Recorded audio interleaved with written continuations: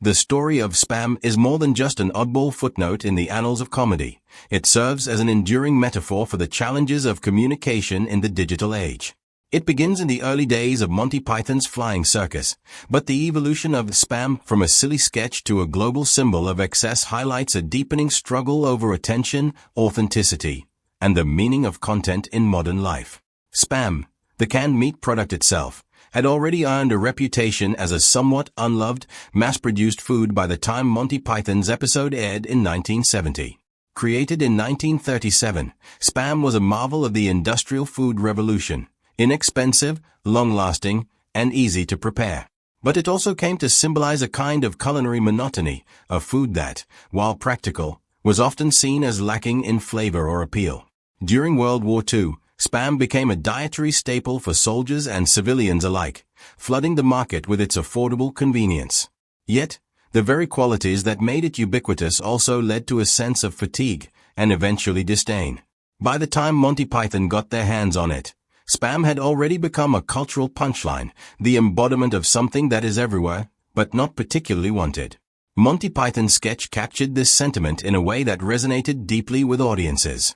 The joke, of course, was about the relentless presence of spam on the cafe's menu. Every dish seemed to contain it, and no matter how hard the characters tried, they couldn't escape it. The increasingly loud Viking chorus added to the absurdity, drowning out any attempt at avoiding the unwanted product. This idea of being overwhelmed by something repetitive and inescapable was funny in the context of a cafe menu, but it was also prescient in ways the writers may not have fully anticipated.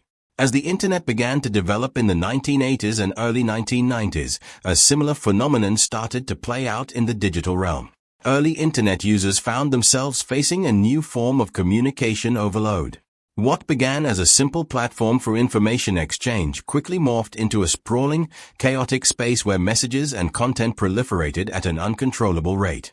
Email, once a novel and exciting way to communicate, soon became a breeding ground for unsolicited advertisements, chain letters, and scams. Users coined the term spam for these unwanted messages, drawing directly from the Monty Python sketch.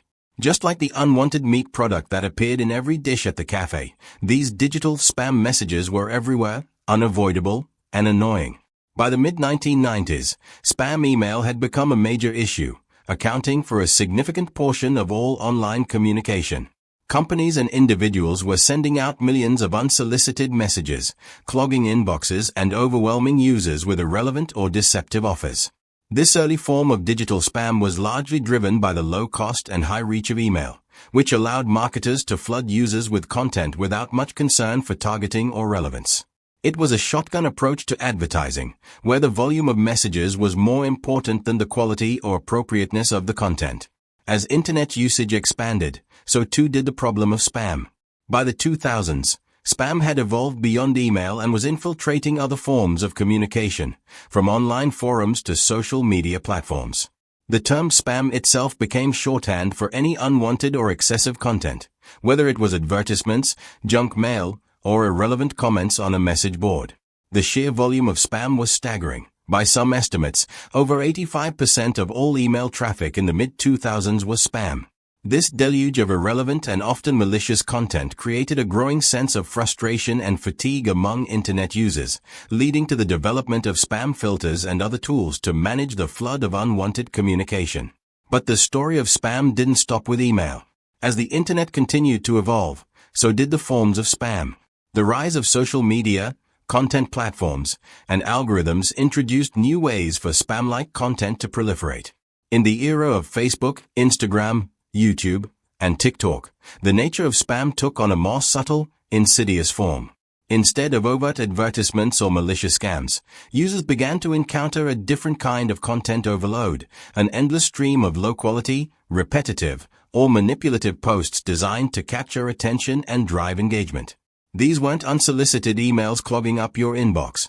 They were videos, memes, and articles clogging up your news feed, carefully engineered to keep you scrolling, clicking, and watching. The algorithms that power these platforms are designed to prioritize content that maximizes engagement, often rewarding quantity over quality. Creators are incentivized to produce more content, more frequently, in order to stay relevant in the eyes of the algorithm.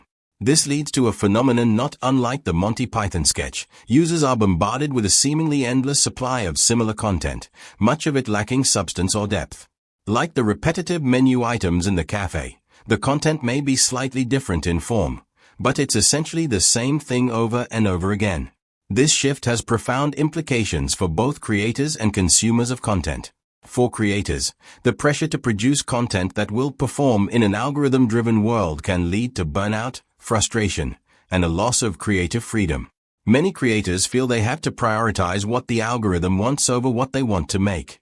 This often results in a kind of creative compromise, where content is optimized for clicks, likes, and shares, rather than for meaning or artistic expression. In this way, creators become trapped in a cycle of producing content that feels increasingly like digital spam, something that exists not because it's valuable, but because it's what the system demands. For consumers, the experience is equally troubling. We are inundated with content, but much of it feels hollow or repetitive. The constant barrage of notifications, posts, and videos creates a sense of overwhelm, making it harder to find the meaningful, engaging content we truly desire. Just as the woman in the Python sketch wanted a meal without spam, many of us are now searching for digital experiences that aren't cluttered with shallow, spam-like content. But the noise is often too loud, drowning out the signals of value and authenticity.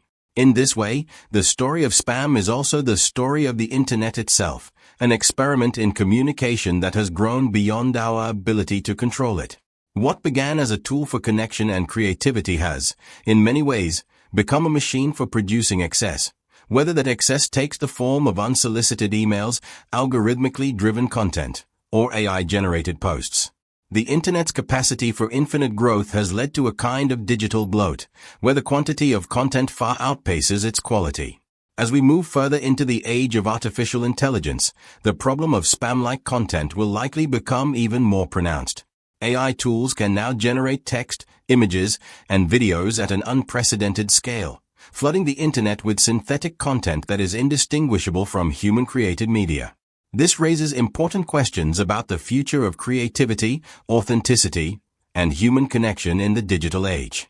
Will we continue to be overwhelmed by spam-like content, or will we find ways to curate and create content that truly matters? Ultimately, the solution to the problem of spam, whether it's in the form of unsolicited emails or low-quality digital content, lies in our ability to be more intentional about how we create and consume media. We must recognize that not all content is created equal, and that more isn't always better. By being more selective in what we engage with and more thoughtful in what we produce, we can reclaim the internet as a space for meaningful communication and authentic expression. The Monty Python sketch may have been a joke about a silly food product, but it touched on something much deeper about the human experience in the age of mass production. Whether it's food or media, too much of the same thing can leave us feeling disconnected and unsatisfied. As we navigate the complexities of the digital world, we can learn from this absurdity and strive for a more balanced, thoughtful approach to the way we create and consume content in the years to come.